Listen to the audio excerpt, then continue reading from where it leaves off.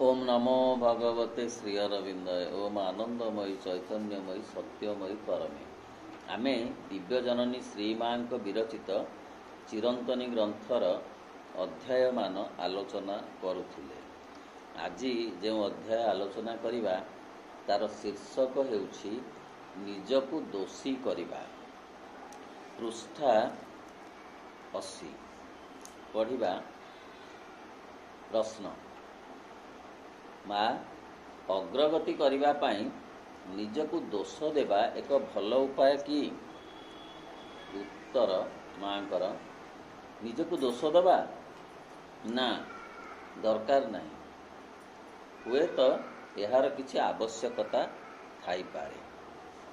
मोर पूर्णता आसी जाइछि एई भली एक भ्रांति जालरू सबु समय रे रक्षा पाइबा पाई प्रकृत रे एहार आवश्यकता रही। किंतु निजकु समालोचना करिबारे बहु शक्ति नष्ट होइथाए। बुझिबा।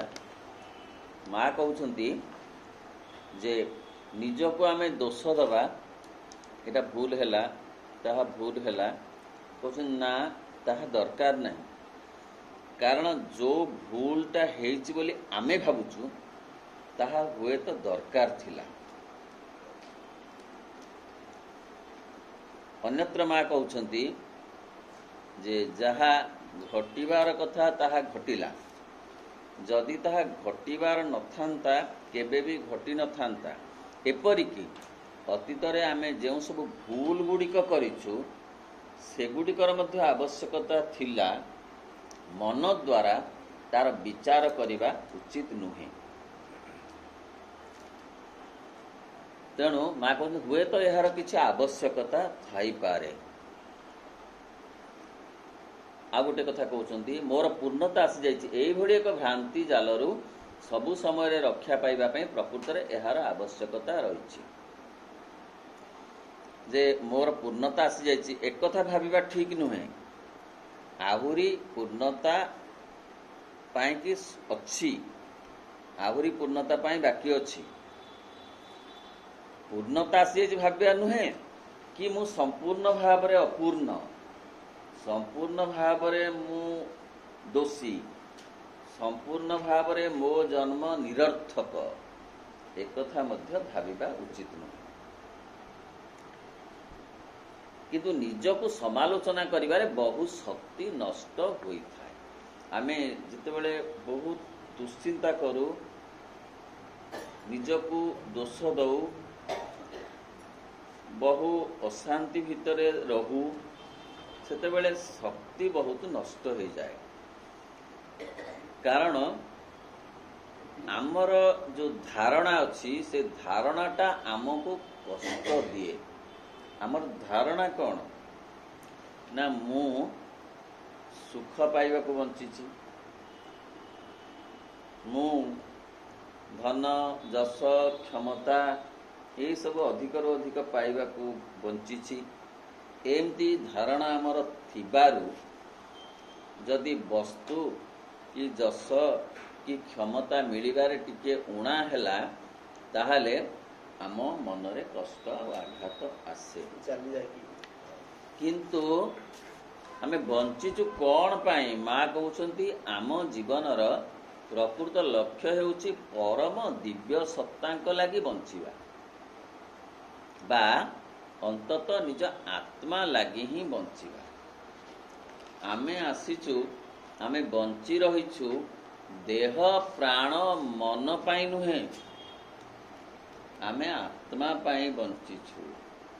अर्थ जन्म बेले आमे जो आत्मिक चेतना नहीं आसीछु, मृत्यु बेले जदि से आत्मिक चेतनाटा न बढ़िला ताहले जीवन वृथा हैगला। एते समय एते जो जहाँ को आमे शारीरिक परिश्रम हो, प्राणिक परिश्रम हो कि मानसिक जेते जेते जेते जेते चिंता हो सब वृथा हैगला। आमे तेणु जानिबा दरकार जे मोर आत्मार विकास पाई आसीछि। एमाने मते सहयोग करिवे। एमाने अर्थ देह प्राण आउ मन सहयोग करिवे मते एमाने मुख्य नुहंती एमाने गौण मुख्य होची मोर आत्मा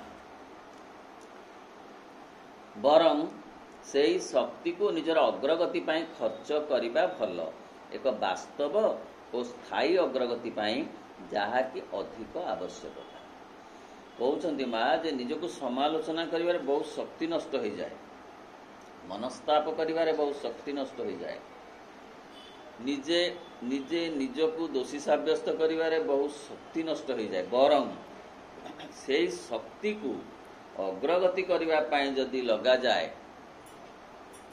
चेतनार अग्रगति करिबा पाई जदि लगा जाए ताहले तार उपकार मिलिबो स्थायी अग्रगति दरकार स्थायी अग्रगति शरीर रे नाही स्थायी अग्रगति प्राण रे नाही स्थायी अग्रगति मन रे नाही ये सबु कथा गुड़ाक मिले जीव ये सबु कथा गुड़ाकर अंत अच्छी किंतु जो कथाटा स्थायी ही रहिबो सी होची चैत्य सत्ता बा आत्मा ताहार जते विकास घटी थिबो ताहा रहिबो स्थायी हे जन्म जन्म धरी रहिबो तो तार विकास पाई चेष्टा करिबा दरकार ता अर्थ आमे अहं सहित निजको जोड़ी रखी थिबारु आम मनरे ए मनस्ताप अनुताप विव्रत अशांति गुड़ाक घटुची आमे जदि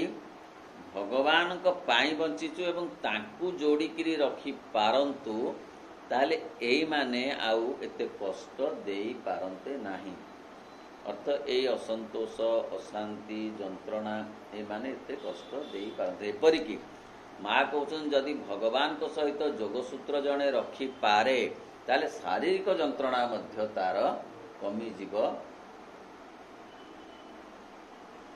उदाहरण स्वरूप जदि तुम भितर अस्वस्तिकर भावना सब आसुथाए एवं जदि तुमर कुत्सित अश्लील एवं गंडगोलिया भावना सब रही थाए एवं तुम्हें व्यस्त होई पड़ी मन को मन छटपट हेउथाओ एवं तुम्हें कह ओह कि असह्य आह आह कि असह्य मो भितर तथापि सब भावना मान अच्छी इसकी कुत्सित सब जदि निजे क्षताक्त होइकरी भावनार वशवर्ती हो जे ये भावना सब मो भीतर तो जाऊ नाही तो बारंबार धसई पशुचंती मते जंत्रणारे जर्जरित करूछंती मते कष्ट दउछंती ये सब केडे कुत्सित भावना सब मो भीतर को आसी बसा बांधी गलेनी एपरी क्षेत्र रे भल कथा हेब तुमे तुमर समस्त शक्ति प्रयोग करी से गुड़ को एका बेले के फुटकी मारी उड़ाई दब माँ अंग भंगी करी ताहा दिखाई देले कहले ए गुड़िक तमे बाद करदब माँ कथा कहउछंती बाद करदब किंतु माँ को नाम न नेले माँ को ऊपर भरोसा न कले खाली फुटकी उड़ाई देले हब नहीं से पुणी पसी आसबे से माने सहजे छाड़िबे नहीं किंतु एक कथा भी आवश्यक जे सबु समय तुम्हें तुम दोष गुड़ी को चिन्ही देख यह अत्यंत आवश्यक किंतु निजर दोष गुड़िक नहीं सबु बेले आकुली विकुली हेबा उचित नुहे तेणु तमे आत्मविश्लेषण कर भूल ठीक कथा विचार कर भल मंदर कथा विचार कर किंतु से मानसिकतारे से भावनारे से चिंतारे सर्वदा रह नाही प्रकृत आवश्यकताटी हेला जेउ सब सद्गुण गुड़िक तुम भितर रहिबा उचित बोली तमे भाबुच से गुड़िक तुमर समस्त शक्ति प्रयोग करी निज भितरे गठन कर कहउछंती माँ अन्यत्र it is good to recognize your mistakes but you must not torment yourself you must not suffer you must correct yourself instead कहउछंती निजे ଭଲ ହବ ତମେ ନିଜ ରେକଗ୍ନାଇଜ କର ଦୋଷକୁ, କିନ୍ତୁ ସେଥିରେ ନିଜକୁ ତମେ କ୍ଷତିଗ୍ରସ୍ତ କରନି, ନିଜକୁ ତମେ ନିଜର ସର୍ବ ମାନେ ନାଶ କରନି ସେଇ ମିଷ୍ଟେକକୁ ନେଇ। ବରଂ ୟୁ ମଷ୍ଟ ନଟ୍ ସଫର, ସେଥିପାଇଁ ତମେ କଷ୍ଟ ପାଅ ନାହିଁ ନିଜକୁ, ବରଂ ତମେ ସଂଶୋଧନ କର। ଯେଉଁ ଶକ୍ତିଟା ପ୍ରୟୋଗ କରି କଷ୍ଟ ପାଉଛ ସେହି ଶକ୍ତିଟାକୁ ପ୍ରୟୋଗ କରି ନିଜକୁ ସଂଶୋଧନ କରି ବା ନିଜର ଚେତନାକୁ ବିକାଶ କରିବା ପାଇଁ ପ୍ରୟାସ ଆଉ ପ୍ରଚେଷ୍ଟା କର। ତେଣୁ ସେ କହୁଛନ୍ତି ତାହା ନିଜ ଭିତରେ ତାହା କରିଯାଅ, ଏହା ହିଁ ତୁମ ଲାଗି ବେଶୀ ଗୁରୁତ୍ୱପୂର୍ଣ୍ଣ। ଅର୍ଥ ପଜିଟିଭଲି କାର୍ଯ୍ୟ କରିବାକୁ ସେ କହୁଛନ୍ତି। ଧର ଅନ୍ଧାର ତ ଅଛି, ଅନ୍ଧାରର ଗୋଟେ ଶକ୍ତି ବି ଅଛି, ସେ ଶକ୍ତି ଦ୍ୱାରା ଆକ୍ରାନ୍ତ ନ ହୋଇ ଆଲୋକକୁ ଆବାହନ କରି ବା ଆଲୋକକୁ ଆଣିବା ପାଇଁ ପ୍ରୟାସ କଲେ ଏ ଅନ୍ଧାର ଆପେ ଆପେ ଚାଲିଯିବ ଏବଂ ଆଲୋକଟା ହିଁ ରହିବ, ଅନ୍ଧାର ରହିବନି। ଅନ୍ଧାର କାହା ସାଙ୍ଗରେ ଅଛି? ଦେହ ସାଙ୍ଗରେ, ପ୍ରାଣ ସାଙ୍ଗରେ, ମନ ସାଙ୍ଗରେ। ଅନ୍ଧାର ମାନେ ଅହଂର ଅନ୍ଧାର, ଯାହା କଷ୍ଟ ଦେଉଛି, ଅପମାନ ଜନିତ କଷ୍ଟ ହଉ, ଅଭିମାନ ଜନିତ କଷ୍ଟ ହଉ ବା ଅସନ୍ତୋଷ ଜନିତ କଷ୍ଟ ହଉ, ଯେତେ ଯେତେ ପ୍ରକାରର କଷ୍ଟ ହେଉଛି, ଏ ତିନିଟା ଯାକ ସତ୍ତା ଜନିତ। ମାତ୍ର ଚୈତ୍ୟ ସତ୍ତାରେ ଅନ୍ଧାର ନାହିଁ, ଆତ୍ମାରେ ଅନ୍ଧାର ନାହିଁ। କ'ଣ ତାହେଲେ ଆତ୍ମାରେ ଅଛି? ଆନନ୍ଦ, ଆଲୋକ, ଅମରତ୍ୱ, ସନ୍ତୋଷ, ଏସବୁ କଥା ଗୁଡ଼ାକ ଅଛି। ମା କହୁଛନ୍ତି ତମେ କାହା ସାଙ୍ଗରେ କନେକ୍ସନ ରଖିବ ନିଜେ ଚିନ୍ତା କର। ଦେହ ସାଙ୍ଗରେ କନେକ୍ସନ ରଖିବ, ମୁଁ ଏକ ଦେହ, କଷ୍ଟ ପାଇବ। କାହିଁକିନା ଅହଂ ସେଇ ଦେହ ବାଟ ଦେଇ ତମକୁ ଯନ୍ତ୍ରଣାରେ ଜର୍ଜରିତ କରିବ। ମୁଁ ଏକ ପ୍ରାଣ, ପ୍ରାଣ ବାଟ ଦେଇ ଅହଂ ତମକୁ କଷ୍ଟ ଦେବ। ମୁଁ ଏକ ମନ, ମନ ବାଟ ଦେଇ ଅହଂ କଷ୍ଟ ଦେବ। କାହିଁକିନା ଏ ତିନି ସତ୍ତା ଭିତରେ ଅହଂ ଅଛି। ମୁଁ ଏକ ଆତ୍ମା, ଏ କଥା ଭାବିଲେ ବା ମୁଁ ଏକ ଆତ୍ମା ବୋଲିକିରି ନିଜକୁ ନିଜେ ଗ୍ରହଣ କଲେ ଆତ୍ମା ସହିତ କନେକ୍ସନ କଥାଟା ରହିବ। ଫଳରେ ଏଇମାନଙ୍କର ଯୋଉ ପ୍ରଭାବ, ଏ ପ୍ରଭାବଟା କମିଯିବ। କମିଗଲେ ଏ ଯେଉଁ ପ୍ରକାର ଅସୁବିଧା ବା ଯେଉଁ ପ୍ରକାର ଆକ୍ରାନ୍ତ କରୁଥିଲା ଆମକୁ ଯେଉଁ ଅନ୍ଧାର, ସେ ଅନ୍ଧାର ଏତେ ବେଶୀ ଆକ୍ରାନ୍ତ କରିପାରିବ ନାହିଁ। ଯେଉଁ ଗୋଟିକ କି ଯାହାକୁ କହୁଛନ୍ତି yoga is nothing but practical psychology. ସେ କହୁଛନ୍ତି ଯେଉଁ ଶକ୍ତି ଗୁଡ଼ାକ ନଷ୍ଟ ହେଇଯାଉଛି ତମ ଅଶାନ୍ତି, ଅସନ୍ତୋଷ, ଯନ୍ତ୍ରଣାକୁ ଭିତ୍ତି କରି, ସେଇ ଶକ୍ତିକୁ ଖର୍ଚ୍ଚ କଲେ ଭଲ ବାଟରେ ବା ଆତ୍ମା ସହିତ କନେକ୍ସନ ରଖିଲେ ସେଇ ଶକ୍ତି ଦ୍ୱାରା ତୁମେ ଉପକୃତ ହେବ। ଯେଉଁ ପାଣିଟା ଭସେଇ ନେଉଛି ଗାଁ, ସେଇ ପାଣିକୁ ଯଦି ଚାନାଲାଇଜ କରାଯିବ ତାହେଲେ ଶସ୍ୟ ଶ୍ୟାମଳା ହେଇଯିବ, ନଦୀର ଦି ପାଖ ଶସ୍ୟ ଶ୍ୟାମଳା ହେଇପାରିବ। Force is one. ଶକ୍ତିଟା ଯଦି ଇଆଡ଼େ ଖର୍ଚ୍ଚ ହେଇଗଲା ସିଆଡ଼େ କି ନଥିବ। ତେଣୁ ଶକ୍ତିକୁ କେଉଁ ଆଡ଼େ ଖର୍ଚ୍ଚ କରିବ ତାହା ତୁମ ଉପରେ ନିର୍ଭର କରେ। ତାପର ଅଧ୍ୟାୟ ପଢ଼ିବା। ହତାଶାରୁ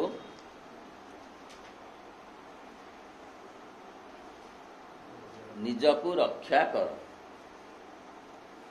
ପୃଷ୍ଠା 81। ପ୍ରଶ୍ନ। ମା କେତେକ ଲୋକ ଯାହା ଇଚ୍ଛା କରୁଥାନ୍ତି କିମ୍ବା ଅଭିପ୍ସା କରୁଥାନ୍ତି କିମ୍ବା ଯାହା ତାଙ୍କ ପାଇଁ ଭଲ ବୋଲି ଭାବୁଥାନ୍ତି, ସେ ସବୁର ବିପରୀତ କିନ୍ତୁ ତାଙ୍କ ଜୀବନରେ ବରାବର ଘଟୁଥାଏ। ସେମାନେ ନିରାଶ ହୋଇପଡ଼ନ୍ତି। ଏହା କ'ଣ ସେମାନଙ୍କ ଅଗ୍ରଗତି ପାଇଁ ଆବଶ୍ୟକ? ତାପରେ ମଣିଷ ତା ମନ ଦ୍ୱାରା ହିଁ ବିଚାର କରେ। ଫଳରେ ତା ମନ ମୁତାବକ ଘଟଣା ହଉ, ପରିବେଶ ହଉ ବା ପ୍ରାପ୍ତି ହଉ, ଯଦି ନ ହେଲା ତାହେଲେ ସେ ନିରାଶ ହେଇ ପଡ଼େ କି ହତାଶ ହେଇ ପଡ଼େ। ବରଂ ସେ କ'ଣ କରେ ନା ତା ଭିତରେ କିଛି ଦୋଷ ତ୍ରୁଟିକୁ ସେ ତର୍ଜମା କରେ, ପରିବେଶରେ ଥିବା କିଛି ଦୋଷ ତ୍ରୁଟିକୁ ସେ ତର୍ଜମା କରେ, ସିଏ ଅନ୍ୟମାନଙ୍କ ଭିତରେ ଥିବା ଦୋଷ ତ୍ରୁଟିକୁ ତର୍ଜମା କରେ। ଫଳରେ ସେଇ ଦୋଷ ତ୍ରୁଟିର ଯେଉଁ ପ୍ରଭାବ ଅଛି ନା, ଭାଇବ୍ରେସନ୍ ଅଛି, ସେ ଭାଇବ୍ରେସନ୍ଟା ତାକୁ ହିଁ ଆକ୍ରାନ୍ତ କରେ। ଫଳରେ ସିଏ ହତାଶ ହୁଏ। କହିଲେ କିପରି? ମା' କହୁଛନ୍ତି thinking too much about one's impurities does not help. It is better to keep the thought fixed on the purity. କହିଲେ ଇମ୍ପ୍ୟୁରିଟି ଯାହା ଅଛି ନିଜ ଭିତରେ ଅଛି, କ'ଣ ସମସ୍ତେ ଦେବମାନବ ହେଇଗଲେଣି କି? ଇମ୍ପ୍ୟୁରିଟି କାହା ଭିତରେ ନାହିଁ। ସେ କହିଲେ ଇମ୍ପ୍ୟୁରିଟି ଉପରେ ଗୁରୁତ୍ୱ ଦିଅ ନାହିଁ। ଫଳରେ ଇମ୍ପ୍ୟୁରିଟି କ'ଣ କରିବ ନା ଅଧିକ କାୟା ବିସ୍ତାର କରିବ। ଯାହା ଉପରେ ଆମେ ଗୁରୁତ୍ୱ ଦେବା ତାର ଭାଇବ୍ରେସନ୍ଟା ନିଶ୍ଚିତ ଭାବରେ ଆମ ପାଖକୁ ଆସିବ। ତେଣୁ ଇମ୍ପ୍ୟୁରିଟିକି ଆମେ ଯଦି ଗୁରୁତ୍ୱ ଦେବା ତା ଭାଇବ୍ରେସନ୍ରେ ଆମେ ନିଶ୍ଚିତ ପ୍ରଭାବିତ ହେବା। ବରଂ ମା' କହୁଛନ୍ତି ଯାହା ଇମ୍ପ୍ୟୁରିଟି ନିଜ ଭିତରେ ଅଛି ତା ଉପରେ ଏତେ ଘଷା ମଜା କର ନାହିଁ, ବରଂ ପ୍ୟୁରିଟି ପ୍ରତି ଚେଷ୍ଟା କର। ଅନ୍ଧାର ଅଛି, ଅନ୍ଧାର ଅଛି, କେଉଁଠୁ ଆସିଲା, କାହିଁକି ଆସିଲା, କେମିତି ଆସିଲା, ଏସବୁ ତର୍ଜମା ଗବେଷଣା ଅଧିକ ନ କରି ଆଲୋକ କେମିତି ଆସିବ ସେ କଥାଟା ଭାବ। ଆଲୋକ ଆସିବାର ବାଟ ହେଉଛି ଭଗବାନଙ୍କ ସହିତ କନେକ୍ସନ୍ ରଖିବା। ହେଲେ ଯେଉଁଠି ଆଲୋକର ଉତ୍ସ ଅଛି ତାଙ୍କ ସାଙ୍ଗରେ ପ୍ଲଗ୍ଟା ଲଗେଇଲେ ସିନା ସେଇଠୁ ଆସିବ ଆଲୋକର ଯେଉଁ ଶକ୍ତି। ଆମେ ଯଦି ପ୍ଲଗ୍ଟା ଅନ୍ଧାରରେ ଲଗେଇବା ତାହେଲେ ଅନ୍ଧାରରୁ ଶକ୍ତି ଆସିବ। ଉତ୍ତର ଦେଲେ ମା' ହତାଶା କେବେ ବି ଅଗ୍ରଗତି ଲାଗି ଆବଶ୍ୟକ ନୁହେଁ। ଏହା ସର୍ବଦା ଏକ ଦୁର୍ବଳତା ଓ ତାମସିକତାର ଲକ୍ଷଣ। ହେଲେ ହତାଶଟା ଜମାରୁ ଅଗ୍ରଗତି କରେନି। ଅଗ୍ରଗତି ଅର୍ଥ କାହାର ଅଗ୍ରଗତି? ନା ଚେତନାର। ଚେତନାର ଅଗ୍ରଗତି ହତାଶ ଦ୍ୱାରା ହୁଏନି। ସିଏ ନିଶ୍ଚିତ ଭାବରେ ଗୋଟେ ଦୁର୍ବଳ କରିଦିଏ ମଣିଷକୁ, ଆଉ ତାମସିକତା ଆଣିଦିଏ। ତା ଭିତରେ ସାତ୍ଵିକତା ଆଣେନି, ତା ଭିତରେ ବରଂ ତାମସିକ ଲକ୍ଷଣ ଭରି ଦିଏ ହତାଶା। ତେଣୁ ହତାଶାର ଯେଉଁ ଶକ୍ତି, ସେ ଶକ୍ତି ବହୁତ ଯନ୍ତ୍ରଣାଦାୟକ। ଗୋଟେ ଉଦାହରଣ ମା' ଦେଲେ ଯେ ମନର ଏକ ସଂକୀର୍ଣ୍ଣତାରୁ, ହୃଦୟର ଏକ ଦୁର୍ବଳତାରୁ ଈର୍ଷାର ଉଦ୍ଭବ ହୋଇଥାଏ। ବଡ଼ ଦୁଃଖର ବିଷୟ ଯେ ଅନେକ ବ୍ୟକ୍ତି ଈର୍ଷା ଦ୍ୱାରା ଆକ୍ରାନ୍ତ ହୋଇଥାନ୍ତି। ଏ ଗୋଟେ କଥା, ଖାଲି ତ ଈର୍ଷା ନୁହେଁ, ଈର୍ଷା ହଉ, ହିଂସା ହଉ, ଲୋଭ ହଉ, ଯେତେ କଥା ସବୁ ଅଛି ସେ ସବୁ ମଧ୍ୟ ସେ ହତାଶା ସହିତ କନେକ୍ଟେଡ୍ ବା ଅହଂ ସହିତ କନେକ୍ଟେଡ୍। ଅହଂର କେତେ ଗୁଡ଼ିଏ ସୈନିକ ଅଛନ୍ତି, ତା ଭିତରୁ ହତାଶା ଗୋଟେ ସୈନିକ। ଅହଂ ଯୋଉଠି ସେନାପତି। ପୁଣି ମା' କହୁଛନ୍ତି ନୈରାଶ୍ୟ ପଛରେ ଆଦୌ କୌଣସି ଯୁକ୍ତି ବୁଦ୍ଧି ନାହିଁ, ତାହାକୁ ଯୋଗ ମାର୍ଗର ସୂକ୍ଷ୍ମ ଶତ୍ରୁ ବୋଲି ଜାଣିବ। ତେଣୁ ଆମେ ଯଦି ଆଡ଼େ ହତାଶ ହେଉଥିବୁ, ସିଆଡ଼େ ଯୋଗ କରିବାକୁ ଚାହୁଁଥିବୁ, ତାହେଲେ ସେଇଟା ପ୍ଲସ୍ ମାଇନସ୍ କ୍ୟାନସେଲ୍ ହେଇଯିବ। ତେଣୁ ପଜିଟିଭଲି ତାଙ୍କ ସହିତ କନେକ୍ସନ୍ ରଖିବା ବା ତାଙ୍କ ପାଇଁ ରହିବା, ତାଙ୍କ ପାଇଁ ବଞ୍ଚିବା, ଆତ୍ମାକୁ ସର୍ବସ୍ୱ କରି ରହିବା, ଇଏ ହେଉଛି ପ୍ରକୃତରେ କଥା, ଯାହା ଏତେ ସହଜ ନୁହେଁ। କାରଣ ଆତ୍ମାର ସ୍ପର୍ଶ ଆମେ ପାଇନୁ, ଆତ୍ମାକୁ ଆମେ ଅନୁଭବ କରିନୁ। କିନ୍ତୁ ଅନୁଭବ ତାକୁ ନ କଲେ ମଧ୍ୟ ଯିଏ ତାହାର ପ୍ରତିନିଧିତ୍ୱ କରୁଛନ୍ତି, ସେ ମା' ହୁଅନ୍ତୁ କି ଶ୍ରୀ ଅରବିନ୍ଦ ହୁଅନ୍ତୁ, ତାଙ୍କ ସହିତ ଯୋଗସୂତ୍ର ରଖିଲେ ସେଇ ବାଟ ଦେଇ ମଧ୍ୟ ଆମ ଭିତରକୁ ଆଲୋକ, ଆନନ୍ଦ ପ୍ରବେଶ କରିବ। ନାମ ଜପ ମାଧ୍ୟମରେ ହଉ, କି ଧ୍ୟାନ ଧାରଣା ମାଧ୍ୟମରେ ହଉ, କି ତାଙ୍କ ବହି ପଢ଼ା ମାଧ୍ୟମରେ ହଉ, କି କିଛି ନହେଲେ ତାଙ୍କୁ ପାଖରେ ରହିବାର, ପାଖରେ ପାଇବାର କଳ୍ପନାରେ ହଉ କି ଭରସାରେ ହଉ, ଯେମିତି ବାଟରେ ତାଙ୍କ ସହିତ କନେକ୍ସନ, ମା ଶ୍ରୀରାମଙ୍କ ସହିତ କନେକ୍ସନ ରଖିଲେ ତାଙ୍କରି ଦ୍ୱାରା ଆମ ଭିତରକୁ ଆଶା, ଆନନ୍ଦ, ଆଲୋକ, ସନ୍ତୋଷ ଏସବୁ କଥା ଗୁଡ଼ିକ ଆସିବ। ଫଳରେ ଏ ହତାଶା, ଅନ୍ଧାର, ଅଶାନ୍ତି ଏଗୁଡ଼ିକ ହଟିଯିବ। ଆଗ ଏଗୁଡ଼ିକ ହଟିଗଲେ ପଛରେ ଆସିବ ଏମିତି ହବନି। ଆଗ ଆଲୁଅକୁ ଆଣିଲେ ଅନ୍ଧାର ଯିବ, ଅନ୍ଧାର କଟିଗଲେ ଆଲୁଅ ଆସିବ। ଏକଥା ହେଲେ ଅନ୍ଧାର କଟିବନି, ଅନ୍ଧାର ଜମାରୁ ତା ଜାଗା ଛାଡ଼ିବନି।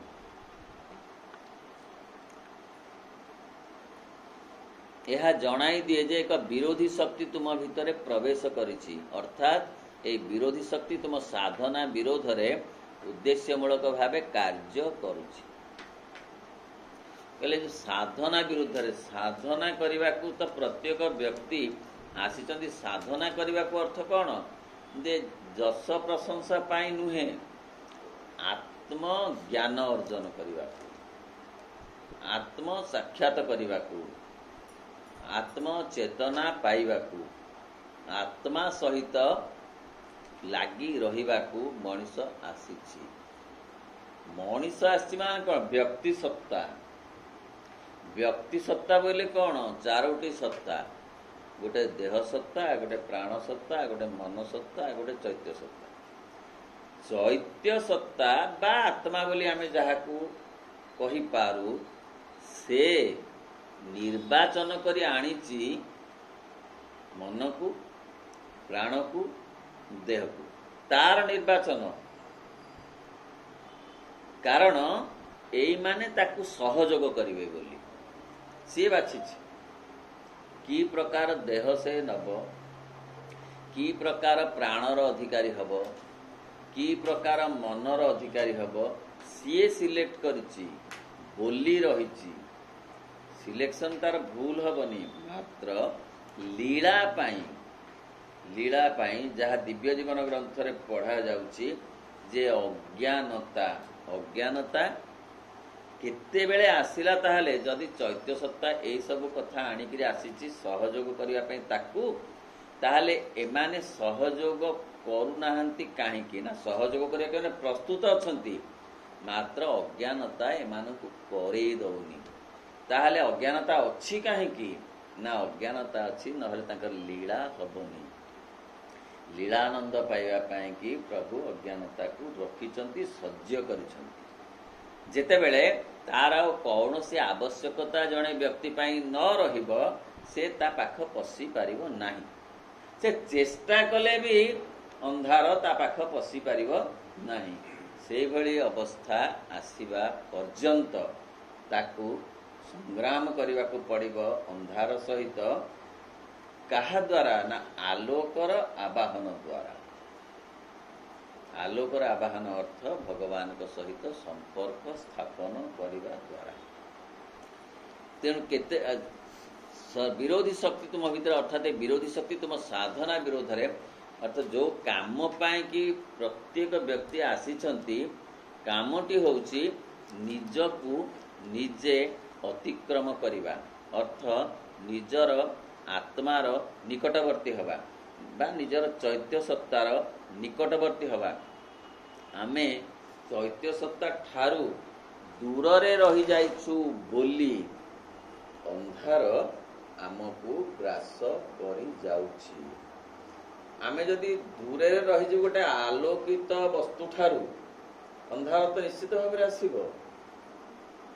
ଗୋଟେ ଆଲୁଅ ଠାରୁ ଆମେ ଯେତେ ଦୂରକୁ ଯିବୁ ଭାରି, ଅନ୍ଧାର ସେତେ ପରିମାଣ ବଢିଯିବ। ଆଲୋକର ଯେତେ ପାଖକୁ ଆସିବୁ, ଅନ୍ଧାର ସେତେ କମିଯିବ। ତେଣୁ ଏଇ ଯୋଉ ଦୂରତା, ସେ ଦୂରତାକୁ ଅତିକ୍ରମ କରିବାକୁ ଆମେ ଆସିଛୁ। ଆଉ ଯଦି ଆମେ ଅତିକ୍ରମ ନ କରୁ, ତାହେଲେ ଏ ଦୂରତା ଏମିତି ରହିଯିବ ପ୍ରତି ଜନ୍ମରେ। ଜଣା ପଡିବନି, ଆମକୁ ଜଣା ପଡୁନି ସିନା, କିନ୍ତୁ ଦୂରତା ଅଛି ବୋଲି ଯନ୍ତ୍ରଣା ଆସୁଛି। ଦୂରତା ଯେତେ କମିଯିବ ଯନ୍ତ୍ରଣା ସେତେ କମିଯିବ। ସିଏ ଯେଉଁମାନେ ତପସ୍ୟା କରୁଛନ୍ତି, ସାଧୁ ହେଉଛନ୍ତି, ଯେଉଁମାନେ ଆମ ଦୃଷ୍ଟିରେ ଯେଉଁମାନେ ଉଚ୍ଚ ସ୍ତରରେ ଅଛନ୍ତି ଚେତନାର, ତାଙ୍କୁ ଯନ୍ତ୍ରଣା କମ୍, ତାଙ୍କୁ ଅପମାନ ବାଧିବନି, ତାଙ୍କୁ ଭୋଗ ଶୋଷ ବାଧିବନି, ତାଙ୍କ ପାଇଁ ଏଗୁଡ଼ାକ ଗୌଣ। ତାଙ୍କର କେବଳ ଦରକାର ଭଗବତ ସାନ୍ନିଧ୍ୟ, ତାଙ୍କର ଦରକାର ଆନନ୍ଦ ଆଉ ଆଲୋକ। ତାର ସ୍ୱାଦ ସେମାନେ ପାଇଥିବାରୁ ଏଇ ଜାଗତିକ ସ୍ୱାଦକୁ ସେମାନେ ଏତେ ଗୁରୁତ୍ୱ ଦିଅନ୍ତି ନାହିଁ, କାରଣ ସେମାନେ ଟିକିଏ ତାଙ୍କ ଆତ୍ମାର ନିକଟବର୍ତ୍ତୀ ହୋଇଛନ୍ତି। ସୂର୍ଯ୍ୟଙ୍କର ପାଖରେ ଯେଉଁ ଗ୍ରହ ଅଛି ତାକୁ ଯେତେ ପଡ଼ୁଛି କିରଣ, କ'ଣ ଯେ ଦୂରରେ ଯେଉଁ ଗ୍ରହ ଅଛି ତାକୁ ସେତିକି ପଡ଼ୁଛି ଖରା, କମିଯିବ ନ୍ୟାଚୁରାଲି। ତେଣୁ ଆମେ ଆସିଛୁ ତାଙ୍କ ପାଖକୁ ହଠାତ୍ ଗୋଟେ ଜନ୍ମରେ ହବନି, ତାଙ୍କ ଆଡ଼କୁ ଟିକେ ଟିକେ ଯିବାକୁ। ତେଣୁ ଜୀବନର ସବୁ ପ୍ରକାର ପରିସ୍ଥିତିରେ ତୁମେ ହତାଶାର ଆକ୍ରମଣରୁ ନିଜକୁ ରକ୍ଷା କରିବା ପାଇଁ ସାବଧାନ ରହିବ। କାରଣ ହତାଶାର କାମ ହେଉଛି ସିଏ ଆକ୍ରମଣ କରିବ। ତାର କାମ ତାକୁ ଦିଆଯାଇଛି। କିଏ ଦେଇଛି ନା ଭଗବାନ ଦେଇଛନ୍ତି। କ'ଣ ଦିଟା ଭଗବାନ ଅଛନ୍ତି କି? ଗୋଟେ ଆଶା ଦେଇଛନ୍ତି, ଗୋଟେ ହତାଶା ଦେଇଛନ୍ତି? ନାହିଁ, ଗୋଟିଏ ଭଗବାନ। ତାହେଲେ ସିଏ ଖାଲି ଆଶା ଦେଲେନି କାହିଁକି? ହତାଶାକୁ କାହିଁ ରଖିଲେ? ନା ଦରକାର ଅଛି, ନହେଲେ ଅଗ୍ରଗତି ହବନି। ଖାଲି ଇଏ ପବନ ନ ରୋକିଲେ ଗାଡ଼ି ଚାଲିବନି, ଜମାରୁ ଚାଲିବନି, ଲେଉଟି ପଡ଼ିବ। ତେଣୁ ପବନକୁ ଦିଆହେଇଛି ତୁ ରୋକିବୁ, ଗାଡ଼ିକି ଦିଆହେଇଛି ତୁ ତାକୁ ଠେଲିକିରି ଆଗକୁ ଯିବୁ। ଯଦି ଜଣେ କହିବ ମୁଁ ଗାଡ଼ିକି ଠେଲିକିରି ଯିବିନି, ତାହେଲେ ପବନ ଫୋପାଡ଼ି ଦେବ। ପବନ ଯଦି ନଥିବ ଗାଡ଼ି ତ ମନକୁ ପଡ଼ିଯିବ। ଦିଟା ଯାକ କଥା ବୁଝି ହଉଛି। ତେଣୁ ଗାଡ଼ି ଚାଲିବା ଦରକାର, ପବନ ରୋକିବା ଦରକାର। ପବନର ରୋକିବାକୁ ଅତିକ୍ରମ କରିବା ଦରକାର। ସେଇ କଥା ମା ଏଠାରେ କହୁଛି ଯେ ଆମେ ସାବଧାନ ରହିବା, କାରଣ ସେ ଆକ୍ରମଣରୁ ନିଜକୁ ରକ୍ଷା କରିବା ପାଇଁ। ତା ଛଡ଼ା ଏଇ ଯେ ବିଷର୍ଣ୍ଣ ହୋଇପଡ଼ିବା, ଦୁଃଖିତ ହୋଇପଡ଼ିବା, ନିରାଶ ହୋଇପଡ଼ିବା ଆଦି ଅଭ୍ୟାସ ଘଟଣା ଗୁଡ଼ିକ ଉପରେ ନିର୍ଭର କରେ ନାହିଁ, ବରଂ ଏହା ପ୍ରକୃତି ଉପରେ ବିଶ୍ୱାସ ନଥିବାରୁ ଆସେ। ଅର୍ଥାତ୍ ଏ ପରିବେଶ କି ନିଜର ପ୍ରକୃତି ଉପରେ ଭରସା ନଥିଲେ ହତାଶା ଅଧିକରୁ ଅଧିକ ଆସେ। ନିଜର ପ୍ରକୃତି ଅର୍ଥ ଯେଉଁ ତ୍ରିଗୁଣାତ୍ମିକା ପ୍ରକୃତି ନିଜ ଭିତରେ ଅଛି, ତା ଉପରେ ଆମେ ଭରସା କରିବା ଦରକାର ଯେ ହଁ ସାତ୍ଵିକତା, ଆଶା ଗୋଟେ ସାତ୍ଵିକ ଗୁଣ। ଆଶା ଯଦି ଆମେ ରଖିବା ନା, ହତାଶା ତାର ଯେଉଁ ସାମର୍ଥ୍ୟଟା, ତାର ଯେଉଁ ଆକ୍ରମଣର ଶକ୍ତିଟା କମିଯିବ। ତେଣୁ ଆଶାକୁ ଆମେ ନିଜେ ରଖିବା ଦରକାର। ହତାଶାର କାମ ହେଉଛି ଆଶାକୁ ଲିଭେଇ ଦେବ, କିନ୍ତୁ ତାକୁ ବାରମ୍ବାର ରଖିଲେ ହିଁ ଆମେ ଅଗ୍ରଗତି କରିପାରିବା। ଜଣଙ୍କର ଯଦି ବିଶ୍ୱାସ ଥାଏ, ଏପରିକି ନିଜ ଉପରେ କେବଳ ବିଶ୍ୱାସ ଥାଏ, ତେବେ ସେ ସବୁ ପ୍ରକାର ଅସୁବିଧାକୁ ସମ୍ମୁଖୀନ ହୋଇପାରେ। ସବୁ ପ୍ରକାର ବାଧାବିଘ୍ନ, ଏପରିକି ସବୁ ପ୍ରକାର ଗୁରୁତମ ବାଧାବିଘ୍ନମୟ ପରିସ୍ଥିତିକୁ ବି ସେ ସାମ୍ନା କରିପାରେ। ହେଲେ ବିଶ୍ୱାସ କାହା ଉପରେ? ନା ଆତ୍ମବିଶ୍ୱାସ। କହିଲେ ଆତ୍ମବିଶ୍ୱାସଟା ହେଉଛି ମୂଳ ଷ୍ଟେପିଂ ଷ୍ଟୋନ୍। ଭଗବତ ବିଶ୍ୱାସ ଆଡ଼କୁ ଯିବାକୁ ବା ଦୌଡ଼ିବାକୁ ବା ଚାଲିବାକୁ ଗୋଟେ ଷ୍ଟେପିଂ ଷ୍ଟୋନ୍ ଦରକାର। ଷ୍ଟେପିଂ ଷ୍ଟୋନ୍ଟା ହେଉଛି ଆତ୍ମବିଶ୍ୱାସ।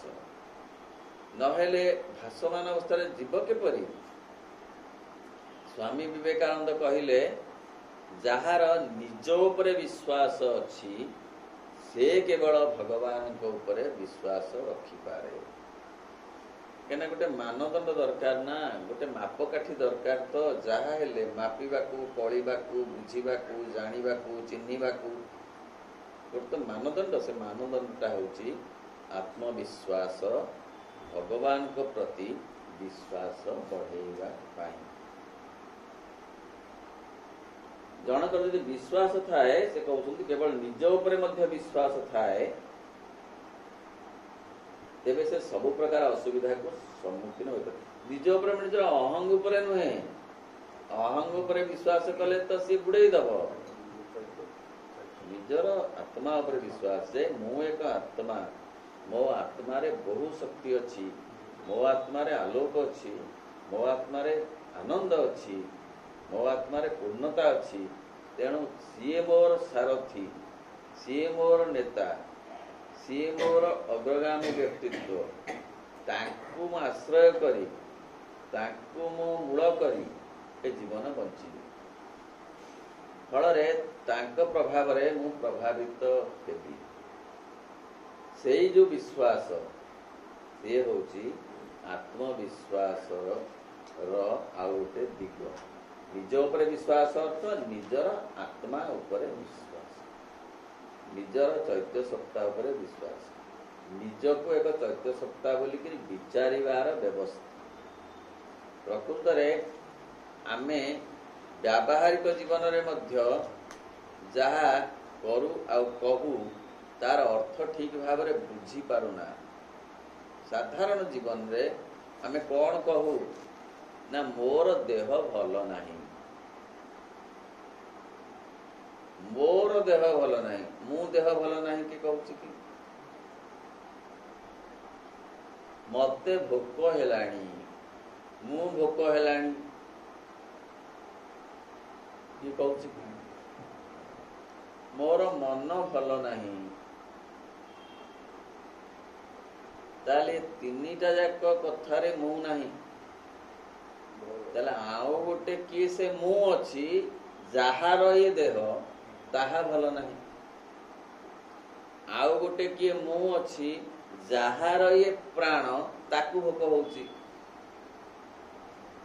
ଆଉ ଗୋଟେ କିଏ ଅଛି, ଯାହାର ଇଏ ମନ ତାରକୁ ଦୁଃଖ ହଉଛି, ମାନେ ସେ ମନକୁ ଦୁଃଖ ହଉଛି। ତାହେଲେ ଆଉ ଯିଏ ଅଛି ସେ ହଉଛି ଚୈତନ୍ୟ ବା ମୁଁ। ମତେ ପ୍ରମାଣ ହେଇଗଲା ଯେ ମୁଁ ଏକ ଆତ୍ମା, ମୁଁ ଦେହ ନୁହେଁ, ମୁଁ ମନ ନୁହେଁ, ମୁଁ ପ୍ରାଣ ବି ନୁହେଁ। ତେବେ ସେ ସବୁ ପ୍ରକାର ଅସୁବିଧାର ସମ୍ମୁଖୀନ, ସବୁ ପ୍ରକାର ବାଧାବିଘ୍ନ, ଏପରିକି ସବୁଠାରୁ ଗୁରୁତମ ବାଧାବିଘ୍ନମୟ ପରିସ୍ଥିତିକୁ ସେ ସାମ୍ନା କରିପାରେ। ସତରେ ଭଗବାନଙ୍କ ଉପରେ ବିଶ୍ୱାସ ରଖି ଅସାଧ୍ୟ ସାଧନ ହେଇଛି, ଏଇ କଥା ତ ଆମେ ପୁରାଣରୁ କେତେ ଶୁଣିଛୁ।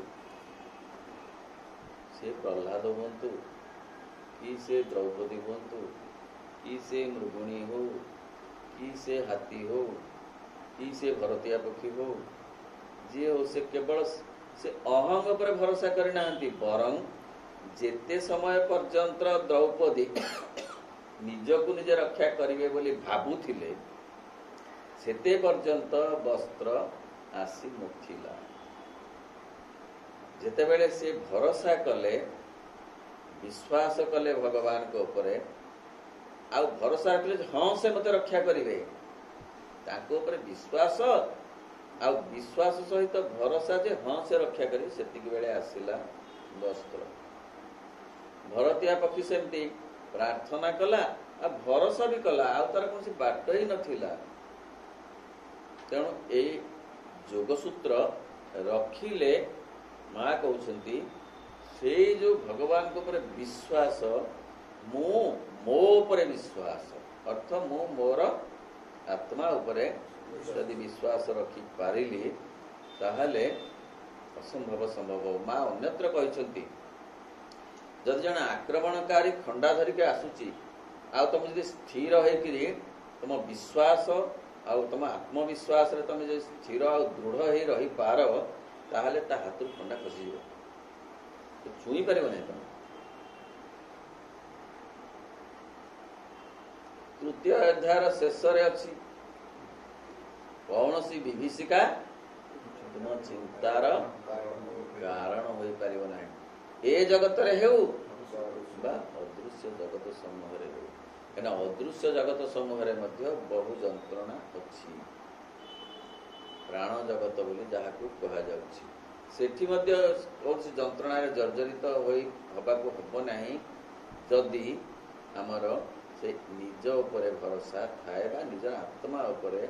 ମୁଁ ଏକ ଆତ୍ମା, ମୋତେ ଏତେ ବାଟ ଯିବାକୁ ଅଛି, ଏ କି ସାମାନ୍ୟ କଥାରେ ମୁଁ ବିଚଳିତ ହେବି କାହିଁକି?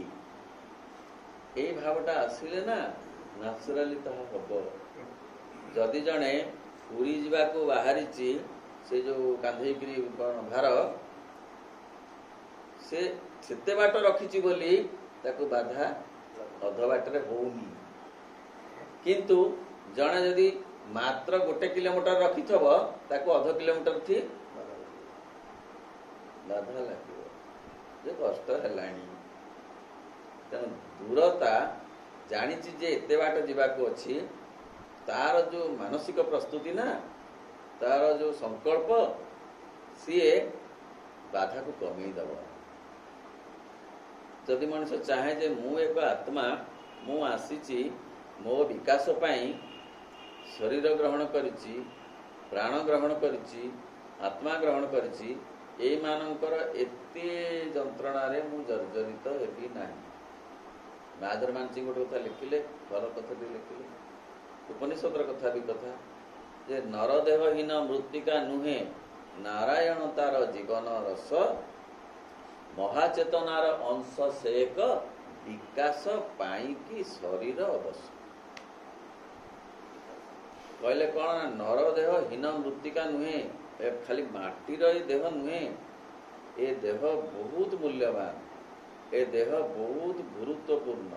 ଏପରିକି ପୂର୍ଣ୍ଣ ଯୋଗରେ କୁହାଯାଉଛି ଯେ ଦେହ ଉପରେ ଅସୀମ ଗୁରୁତ୍ୱ ଦେବା ଦରକାର, କାରଣ ତାହା ମାଧ୍ୟମରେ ହିଁ ଆସିବ ସମସ୍ତ ଚେତନା, ବଢ଼ିବ ସମସ୍ତ ଚେତନା, ଏବଂ ଶରୀର ଦିବ୍ୟ ଶରୀର ହେଲା ପର୍ଯ୍ୟନ୍ତ ପୂର୍ଣ୍ଣ ଯୋଗ କ୍ରିୟାଶୀଳ ହେବ।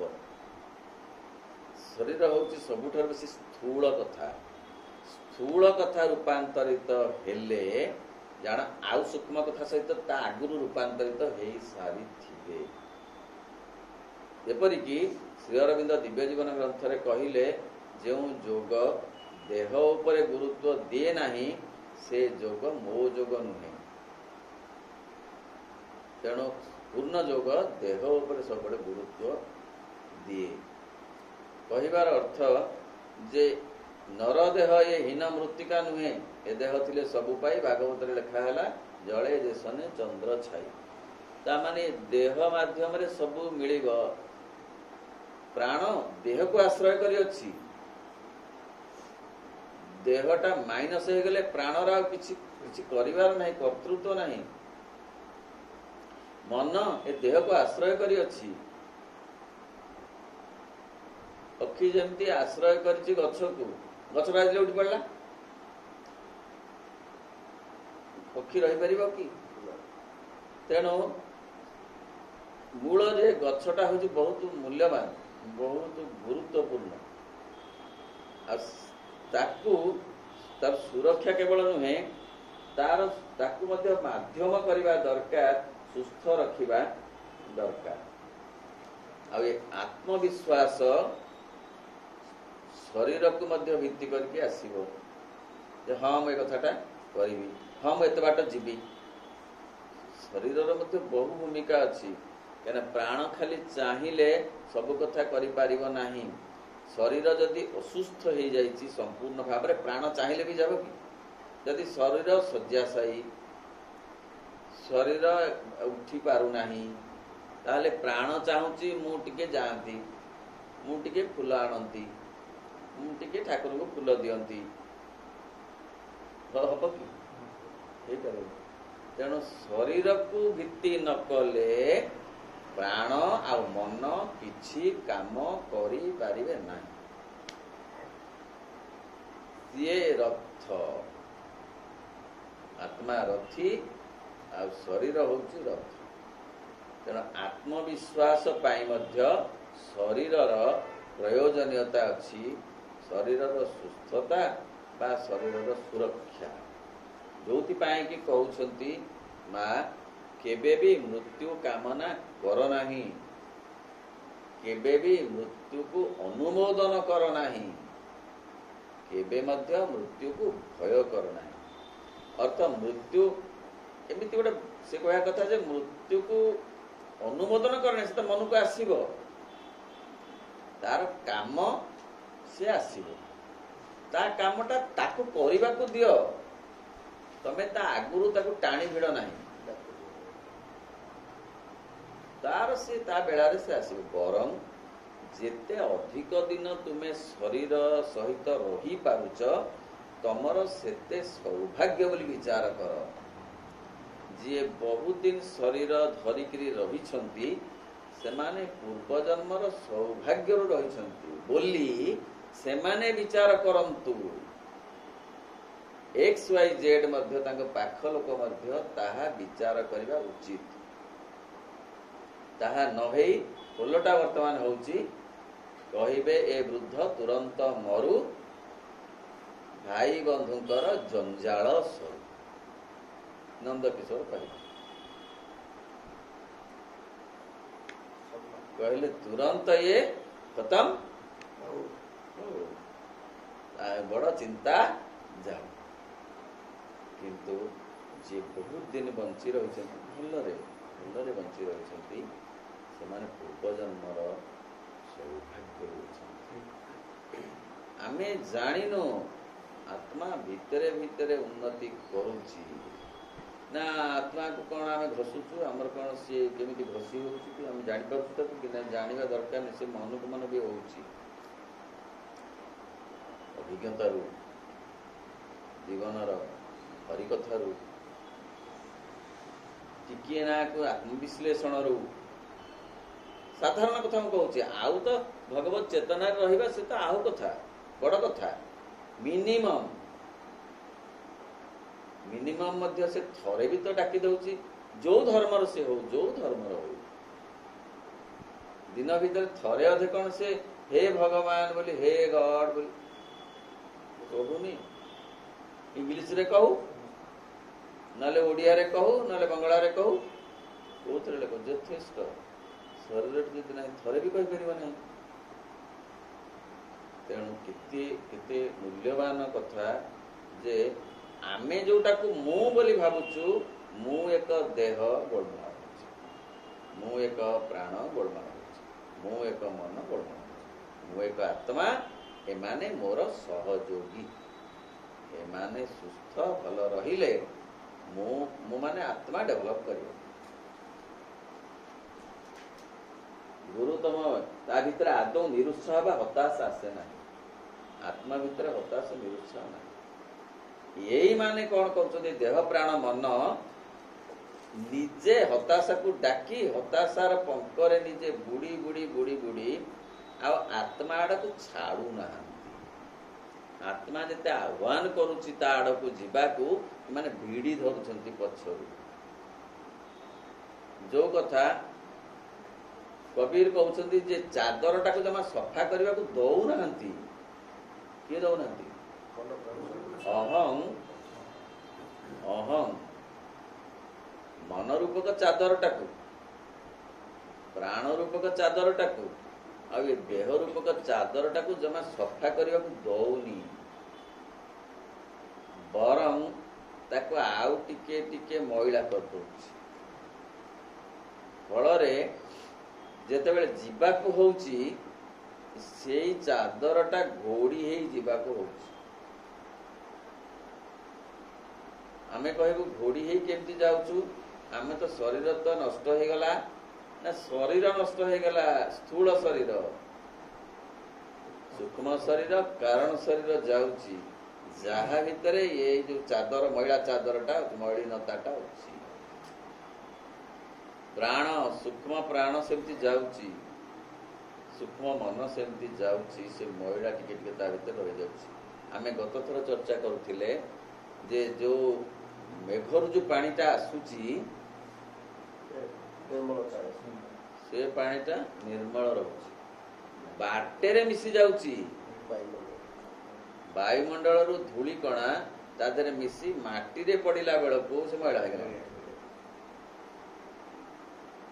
ताहले सी तो निर्मल है कि आसिला निर्मल है पड़ता निर्मल जाता आ ये महिला कोठ आसुची ना महिला सेठी नाही कोठी चैत्य सप्ताह महिला ना चैत्य सप्ताह जेते एई मानकु छाड़ी छाड़ी करी जाउची एमान तो एमान सूक्ष्म टाक धरिकी जाउची ना सूक्ष्म देह को धरिला किछि बाट गला तापर मिले देला जड़ तक मिले देला पुणी सूक्ष्म प्राण को धरला स्थूल प्राण विशेष ना सूक्ष्म प्राण को धरला ताकू गोटे प्राण जगत में किसी दिन रहा पड़ा तापर से मिले देला किए मिला चैत्य तापर मन जगत को गला चैत्य नहीं मन को सूक्ष्म मन को सेठी मत मिलेला मिले आपे परिष्कार परिच्छन्न होकरी गला निर्मल हो तार महिला ना जाए रहा विश्राम नेला कहीं बहुत क्लांत भी होता केते दिन विश्राम नब किए जाने सी जाने जिते बड़े पुणी ओह्लैला जिते मन जगत बाट दे ओह्लैला से मन जगत बाट जिते ओह्लैला से एक्सर मन जाइथिला एक्सर जो एते टिके छिटा से अपेक्षा करी बसी थिला चल बुझी तापर प्राण जगत को ओह्लैला प्राण जगत तो ओह्लैला सब से यही प्राण जो महिला चादर पिंधिक जो जाइथिला से महिला चादर को से कुंडी गुड़ी पड़ा सी बाटे जिते बड़े सी आसीब ता कांधे आमे बसबू सी जीवे कुआड़े तार भी शक्ति अच्छी ना अंधार भी प्रबल शक्ति तापर जड़ जगत को आसिला से जड़र जो महिला सब थिला ताकू टिके पिंधिला सी भी कांधे बसिला बसी तलक आसी हेले या ता भितरे एगुड़ा सब अच्छी बोली फुटिकरी बाहरिला कहीं एक्स र जहा फुटिकरी बाहर वायर तो बाहरुनी समस्त चैत्य सत्ता तो निर्मल एगुड़ा आसिला जेड तो सेया बाहरुनी जेड महिला कौन एक्स महिला संगे समान देहगत महिला हो प्राणगत महिला हो कि मनगत महिला आसिला को जदि एक्स से जाई नथिला रही नथिला से खाप कर कांधे बसिला केमिति बाछिकी बसिला एउटी मो भोट बाक्स आइला ठीक एउटी मोर चैत्य सत्ताटी आसिला छाड़ विमान ओह्लैला ये से पार्श्व देवता है बस आम सांग सांग आसते ना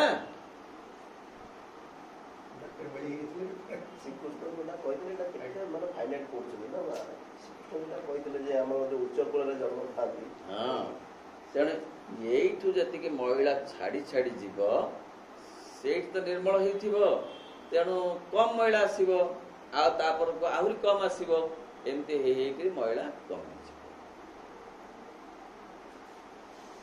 कहते शेष पर्यंत से मनीष भली संग्राम करे जो सब प्रकृति विश्वास अभाव थाए से सहनशीलता और साहस अभाव थाए तेणु एते बड़ काम आम आसीचु सते काहारी कथा मुझे कहूना पृथ्वी कथा कहूँ भगवत कथा महिला छड़ेब आउ कहीं छड़े पारे छड़े पारे आ से कथा मुझे कहूनी माँ कहते ब्लटिंग पेपर काली की शोषिला भाया चेतना आम व्यक्ति चेतना भगवत कथा को अमृत को शोषे शोषिक रखे धरी रखे आउ कौन सी बाट ना क्षमता आम महिला सफा कर बर बढ़ेब धन आम महिला सफा कर बर बढ़ेब जस आम महिला सफा कर बर बढ़ेब प्रोवाइडेड जदि से संगे जोड़ी न दि जाए अहम तो जोड़े दबनी अहम तो गुड़ाक मो संगे जोड़ तेणु बेसी महिला आसला तेणु से कहती बेले हाँ सहनशीलता साहसर आवश्यकता अच्छी ଯେତେ କଷ୍ଟ ମିଳୁଛି ନା ସେ କଷ୍ଟକୁ ପାରି ହେବାର ଅଛି। ଶରୀର କଷ୍ଟ, ପ୍ରାଣ କଷ୍ଟ, ମନ କଷ୍ଟ ତ ହବ ହିଁ ହବ, କାରଣ ସେମାନଙ୍କୁ ଏଠି ସହ୍ୟ କରାଯାଇଛି ଆମ ଅଗ୍ରଗତି ପାଇଁ, ନହେଲେ ଗାଡ଼ି ଚାଲିବନି ପବନ ନ ରୋକିଲେ। ତେଣୁ ଏମାନଙ୍କୁ ରୋକିବା କାମ ଦିଆହେଇଛି, କିନ୍ତୁ ତା ରୋକାକୁ ନ ଡରି କିଏ ଆଉ ଟିକେ ଫୋର୍ସ ପ୍ରୟୋଗ କରି ତାକୁ ଅତିକ୍ରମ କରି ଯାଉଛି, ସେଇଟା ହିଁ ତା ଜୀବନର ସାର୍ଥକତା। ନା ଇଏ ମୋତେ ବିଚଳିତ କରିପାରିବନି, ନା ନା ନା ନା, ଏଇ ଅସୁବିଧା, ମୋର କେତେ ବାଟ ଯିବାକୁ ଅଛି। କହିଲେ କେମିତି ନା, ନଦୀ ଯେତେବେଳେ ଗୋଟେ ଘାଟରେ ଯାଉଛି ନା, ତାକୁ ଘାଟର ଯୋଉ ତୁଠ ପଥର ନା କହୁଛି ରହ ଟିକେ, ରହୁନି ଏଠି କଥାବାର୍ତ୍ତା ହବା, ସାଙ୍ଗସାଥି ହବା। ଯୋଉ ପଥରଟା ପଡିଛି ସେ ପଥରରେ ଟିକେ ବାଜି ଯାଉନି କି ପାଣି, ପଥର କହୁଛେ ରହ ଟିକେ, ଏଠି ସାଙ୍ଗସାଥି ହବା। ସିଏ କହୁଛି ମୋର ବହୁତ ଦୂର ଯିବାକୁ ଅଛି, ମୁଁ ଏଠି ବସି ରହି ପାରିବି ନାହିଁ। ଟିକେ ସେ ଘାଟରେ ଭଉଁରୀ ବୁଲି ଦଉଛି ଟିକେ ପଥର ଚାରିପଟେ, ନା ନାଇଁ, ରହୁଛି କି ରହୁନି, ସେ କିନ୍ତୁ ସେ ଆଗକୁ ଯାଉଛି। ତେଣୁ ଅହଂ ସବୁବେଳେ ଚାହୁଁଛି ଯା ନା, ମୋରି ପାଖେ ରହ। ତାକୁ ଯେ ଅତିକ୍ରମ କରିବ, ନାଇଁ ମୁଁ ଯିବି, ସେଇ କେବଳ ଯାଇପାରିବ ଯାହାକୁ ଆମେ କହୁଛୁ ଯେ ସଂକଳ୍ପର ଶକ୍ତି। ମୁଁ ଆସିଛି କ'ଣ ପାଇଁ? ମା କହୁଛନ୍ତି as the aim of the life is to discover the divine, to realize the divine and to manifest the divine. କୋଉ ଶରୀର ଦିଆଯାଇଛି, ଶରୀର ତ ଦିଆଯାଇଛି ମାନେ ସିଏ ଆଣିକିରି ଆସିଛି, ତାକୁ ସିନା ତା କାମରେ ଲଗେଇଲେ ହବ। ଯିଏ ଆଣିକିରି ଆସିଛି ସିଏ ହେଇଗଲା ଗୌଣ, ଯିଏ କିଛି ନୁହଁ ବାଟୁରୁ ଡେଇଁଲା ସିଏ ମୁଖ୍ୟ। ତାକୁ ଏମିତି ଭାବରେ ଦାବିଲେ ଚାପିଲେ ଯେ ସିଏ ଆଉ କିଛି କହିପାରୁନି। କିଏ ଯେ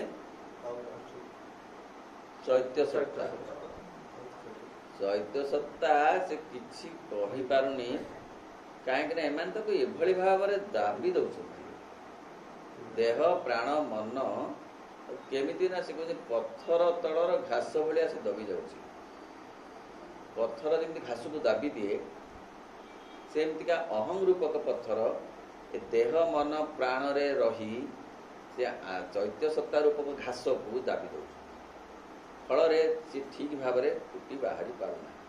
ଯଦି ଏ ପଥରଟା କାଢ଼ି ଦିଆଯିବ ତାହେଲେ ତାର ଠିକ୍ ଭାବରେ ସ୍ୱରୂପ ଆସିବ, କିନ୍ତୁ ସିଏ ତାହା ଜୋର କରି ଆଦାୟ କରେନି।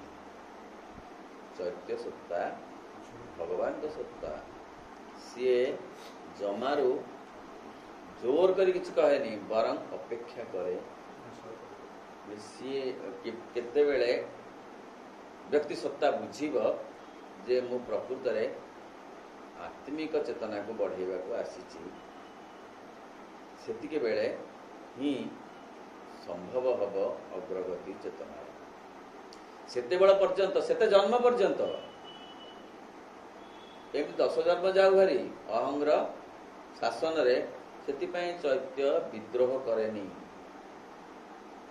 ଭଗବାନ କ'ଣ ବିଦ୍ରୋହ କରନ୍ତି? ଯେତେ ତାଙ୍କ କଥା ନ ଶୁଣିଲେ କ'ଣ କିଏ ବିଦ୍ରୋହ କରନ୍ତି? ଭଗବାନ ତାଙ୍କୁ ପୂଜା ନ କଲେ, କି ଶ୍ରଦ୍ଧା ନ କଲେ, କି ଉପାସନା ନ କଲେ, କି ପ୍ରାର୍ଥନା ନ କଲେ କ'ଣ ସେ ବେକ ମୋଡ଼ି ଦିଅନ୍ତି? ସେ ବହୁତ ସହ୍ୟ କରନ୍ତି, ବରଂ କହନ୍ତି ଯେ ହଁ ଯେତେବେଳେ ତାର ଆଗ୍ରହ ହବ ମୁଁ ଅପେକ୍ଷା କରି ରହିଛି। ସେହିପରି ଚୈତ୍ୟ ସତ୍ତା ଅପେକ୍ଷା କରି ରହନ୍ତି, କେତେବେଳେ ଚିହ୍ନିବ ବ୍ୟକ୍ତି ସତ୍ତା ଅହଂକୁ, ତାର ଚିହ୍ନିବ, ଚିହ୍ନିକିରି ତାକୁ ଅତିକ୍ରମ କରିବାକୁ ପ୍ରୟାସ କରିବ, ସେତେବେଳେ ମୁଁ ତାକୁ ସହଯୋଗ ବା ହାତ ବଢ଼େଇବ, ମୁଁ ତା ହାତ ଧରି ମୋ ଆଡ଼କୁ ଆଣିବି। ସିଏ ହାତ ନ ବଢ଼େଇଲେ ମୁଁ ତାକୁ ଜବରଦସ୍ତ ମୋ ଆଡ଼କୁ ଭିଡ଼ିକିରି ଆଣିବି ନାହିଁ। ହାତ ବଢ଼େଇବ କେତେବେଳେ? ହାତ ତ ବାନ୍ଧି ଦେଇଛନ୍ତି, କିଏ? ଅହଂ। ସେ ବନ୍ଧାଟା ପୁଣି ଆଉ କେହି ଖୋଲିଲେ ହବନି। गुरु खोलिबे नहेले भगवान को सीधा प्रार्थना कले से केमती हेले खोलिबे निज चेष्टारे खोली हब ना कौन खोली हब ना ये जो दौड़ा बंधी ना से कह जाउची जे कौन सी मानुषी प्रयास बा तपस्या नुहे केवल माँ शक्ति ही आवरण छिन्न कर दे से जो पड़ी ना फास अहम जो गंठी पकई देती बांध हाथ को गोड़ को सी केवल माँ ही पिटे देवे से जे जन भजई कृष्ण से बड़ चतुर बोले भगवान सहित जोगसूत्र रखा आम आसी किए कौ बाटे रखिब किए कौन खाई रखिब किए कौन पिंधिक रखिब किए कौ जगार रहीकि रखिब सेटा अलग किए चका पकई पारुनी से चेयर बसिक रखिब भगवान सहित संपर्क से बसी पारुनी से शोईकी रखिब भगवान सहित असुविधा किंतु संपर्कटा रखा से आसी जेतेबे तांकरी संपर्कटा रखिले चैतन्य सहित अहंर फास फिटे आग अहंर फास फिटेबी तापर भगवान का आड़ को जीवी हबनी आग भगवान का आड़ को जीवा को इच्छा करी प्रयास करी अभिप्सा करी ताहेले तांकरी शक्ति फिटे अहंर रूपक गंठी फिटे प्रकृति विश्व तेणु अभिप्सा कथा माँ कहते अभिप्सार स्वरूप किपरि ना अभिप्सार शिखा आलोकित करे प्रदीप्त करे सर्वप्रथम विश्वास तापर जाए ज्ञान तेणु अभिप्सा गोटे एपरी शक्ति आग्रह गोटे एपरी शक्ति भगवान का आड़ को जी सतरे आलोकित करे प्रदीप्त करे एवं अंधार को दूर करने सहयोग करे साहाय्य करे तेणु दैनंदिन जीवन रे आमे प्रति मुहूर्त रे केतिकी तांका संगे जोगसूत्र रखिपार चैत्य सत्ता सहित बा भगवान सहित बा माँ सहित श्री अरविंद सहित आम पाई जी गुरु मार्गदर्शक सहित आम केते कनेक्शन रखिपारुछु ताहा उपरे निर्भर करे आम अहंर ह्रास अहं जेते जेते कमिब सेतिकी सेतिकी सेतिकी सेतिकी चेतना विकसित ओम नमो भगवते श्री अरविंद ओम आनंदमयी चैतन्यमयी सत्यमयी पर